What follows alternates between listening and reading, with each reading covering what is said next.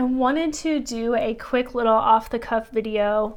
I've been going through all my journals, and oh my gosh, I have so many over the years. And I'll have like a journal that I start, and there's everything from like grocery lists in it to poems to like information from a workshop I did. And it kind of annoys me because I have so many journals that like I'll get through and a third of the way through and then it's blank, or halfway through and then it's blank, and then like I just move on to the next one. I never finish the journal.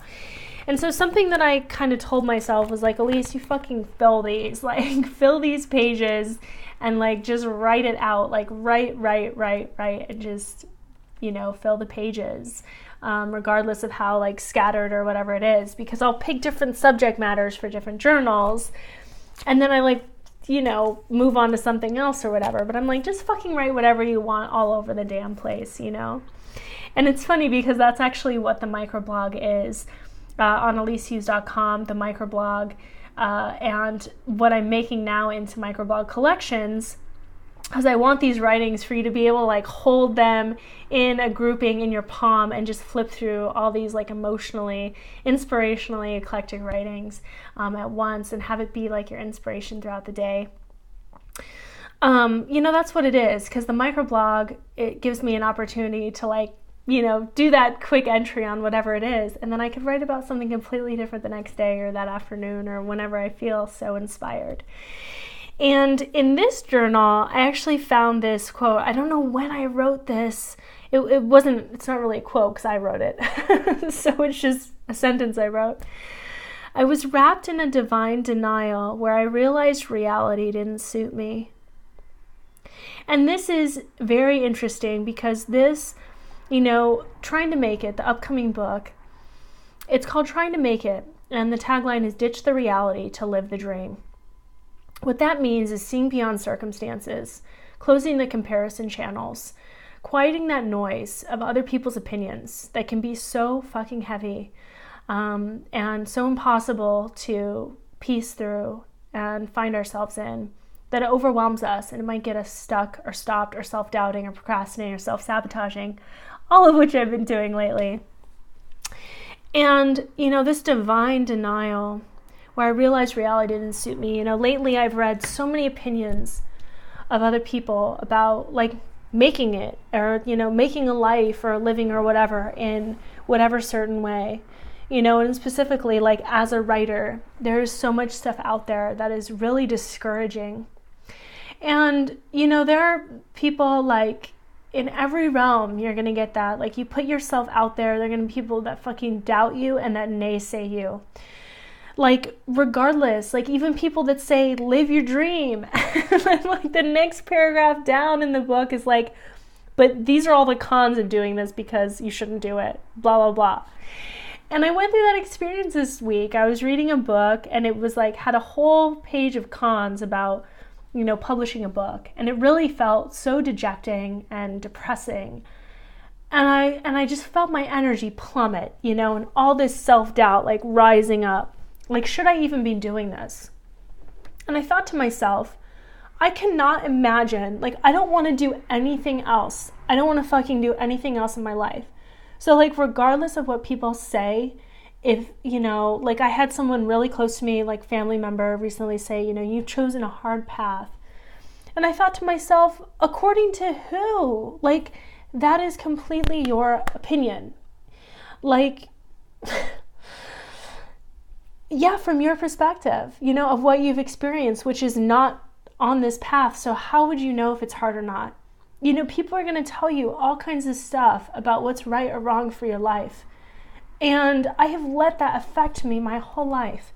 That's why I'm here at this point, just starting, like what has been a dream of mine since 3rd grade.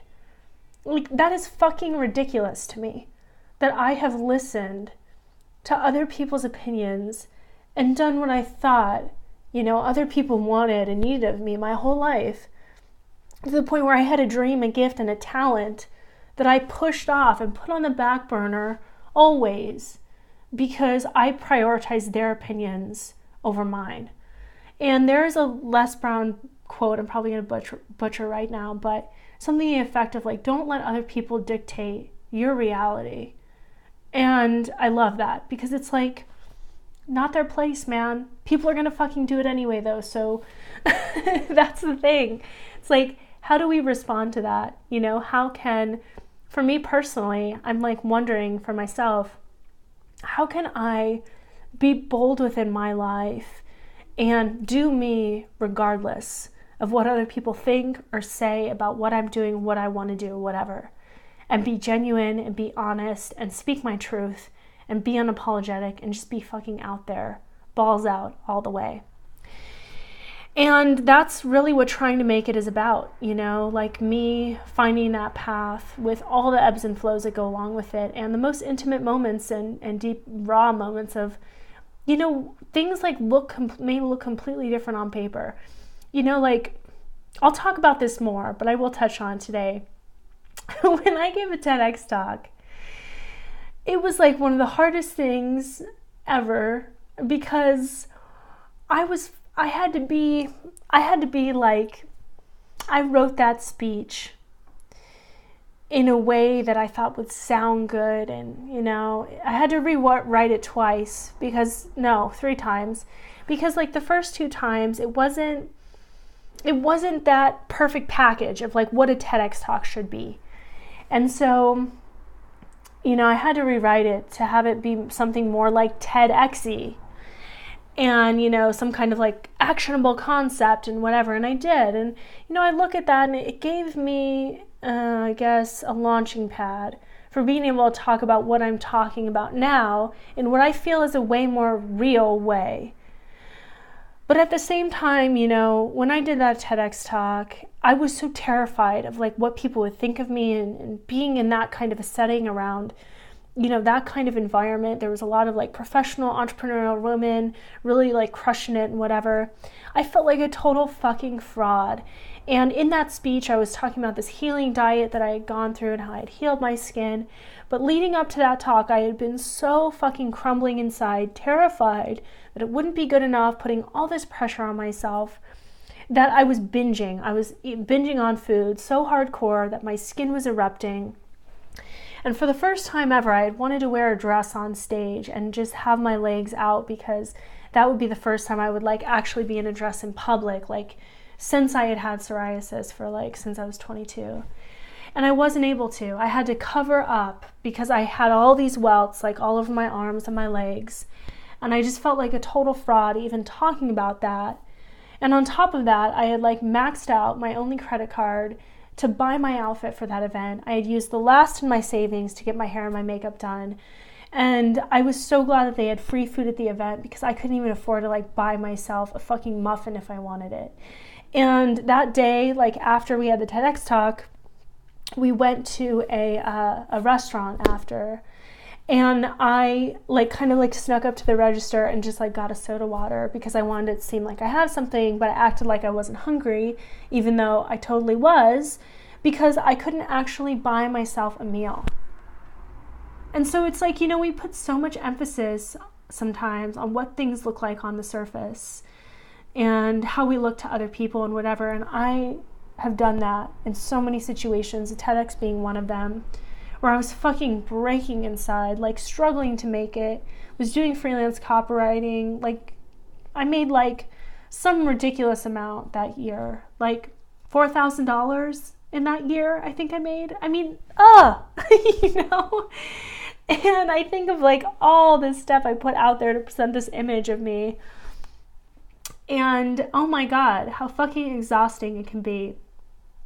So this has been a little bit of a whirlwind off the cuff talk, but these are the kinds of things that have been coming up for me. And you know, that little peek into like the TEDx talk, those kinds of things, you know, I go into detail into those stories in the upcoming book, Trying to Make It. And I've been kind of procrastinating on the book, frankly, because some of these things are so personal that I'm like terrified that like I'm not gonna have like any friends or family left.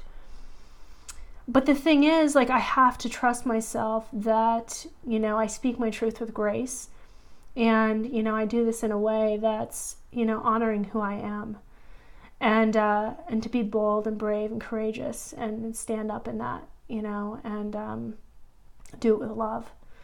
So I'll leave you on that note today. I hope you guys are doing awesome. I always love to hear from you too. So please do not hesitate to just leave me a comment, say hello. Yeah, it always makes my day. So I'll talk to you soon. Bye.